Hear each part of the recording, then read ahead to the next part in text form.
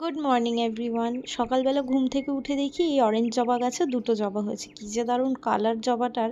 আর রিশানের বাবাকে না আজকে একটু ডালপুরি করে দিয়েছিলাম। ও এই সমস্ত জিনিস বেশ ভালোই খায়, তবে আজকাল না এই আনহেলদি জিনিসগুলো ও খুব একটা পছন্দ করছে না। অনেক দিন বাদে বাদেই আমি ওকে ব্রেকফাস্টে এইসব করে দিই। আর মিষ্টির দোকানের টক দইগুলো না এখন কেমন যেন মিষ্টি মিষ্টি হয়। এই কাকুটার কাছ থেকে কিছুদিন ধরে দই নিচ্ছি, বেশ ভালো। আর যা গরম পড়েছে, এই প্যাচ প্যাচে গরমে কিছুই খেতে ইচ্ছা করে না, যতটা হালকা ফুলকা রান্না আর কি করা যায়।